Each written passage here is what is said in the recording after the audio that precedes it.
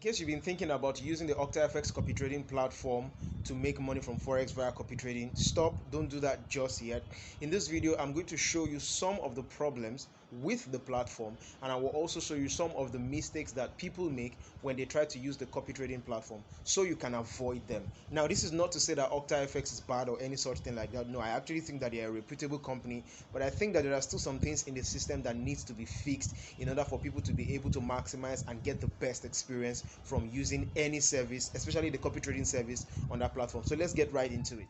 I'm in my OctaFx copy trading app right now. You can see I've withdrawn my money, so I don't have any trades going on at the moment because losing this amount of money in just 48 hours was enough damage. At that point in time, I had about $155 that I put into the into the copy trading programs, trading with two guys essentially. So now here are the things I got right. I want to start out with that first before I go to the things that I did wrongly.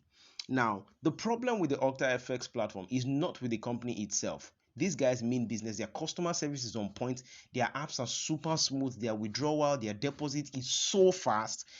I mean, OctaFX literally can give a lot of other brokers a run for their money when it comes to structuring an organization. So, but the problem is with some of the kind of recommendations that some traders are allowed to give is where the problem is, and that's what I want to show you right now. So now let's go to let's say I assume that I'm not going to talk about how you link the account or how you copy and all that. You should figure that out yourself. I just want to show you some important figures you should know. So when you come to the rating section, you're going to find different people with different profit and loss profiles and all that stuff, and some of them are going to look so good, you know, like this guy who has made $1,068 and has only lost $56, and this guy who has made $287 and has only lost $13. Now all those things look, you know, good until you decide to check things like, okay, now let me put this on 2 weeks. So the setting here is, if you want to be safest, you want to look at the top gainers. You want to look at the top gainers of all time. Now, what this essentially means is that you're looking at people who have had consistent profit for the longest period of time. These are the people that there is a higher chance that their profit and their systems are very sustainable. It doesn't make sense for you to have top gainers and then you go looking for 2 weeks. There you do not have enough data on that in 2 weeks to be able to judge how well a person is doing. So make sure that you put it on top gainers and make sure you're looking at all time.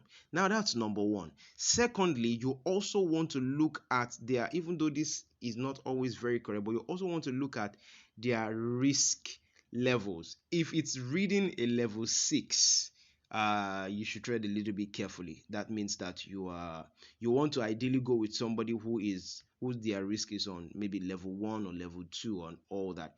So now this is the main advice I am about to give you. If you open, and this is the mistake that I made, when you open any of the traders' profile, listen, it does not matter what they tell you is their required minimum investment. In fact, let me look for the guy that I actually followed, Sing Trading. I still remember his name very well. Everything looked, let me see, Sing, or has it been removed? Has it been removed? Okay, let me just search Sing Trading, unless his profile has been deactivated. Wow, Sing Trading is no longer here. Oh my god. Wow, interesting. Anyways, so I followed this guy, and so far his profile for the last 6 months looked really good and everything was fine.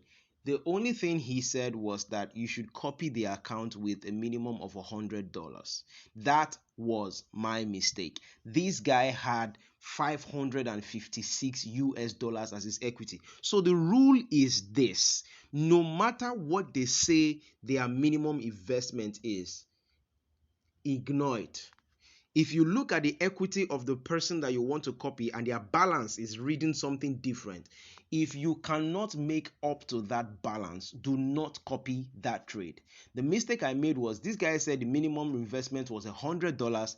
I followed that and then I lost $85 in just 48 hours. I opened some of my trades. Let me go to my trade history. So far, everything had looked really good initially until I opened my account just 2 days after, and I noticed that this guy had placed several trades on gold, that's XAU on 0.02. Now anybody who knows how gold runs, you know that gold is a very volatile commodity, one that if you can be very profitable if you get your trading decision right, and can damage your account if you don't manage your risks properly. This guy placed multiple buy signals on gold when gold was selling. Look at this one: 0.01, 0.02, 0.02, 0.02, 0.02 on, and look at this: 0.01, 0. It was almost like madness.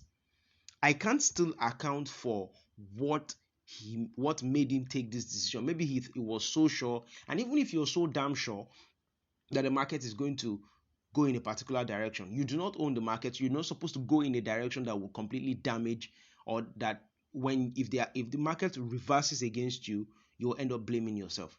So this was the problem. I followed this guy with $100 while his own account was reading 500 and something. At the end of the day, his account recovered. My own account hit my balance protection, which essentially means that if you lost up to 50%, depending on what settings you have, the maximum you can have is 50%. I wish it was possible to set something like 70 or 80% balance protection on that stuff. I ended up losing about 40,000 naira in that singular time. So remember, the lesson here is very simple. If you want to copy, look at two things. Look at the top gainers, not the most popular. Look at the top gainers. Look at of all time, or 6 months preferably. And then thirdly, make sure that you can model their account balance.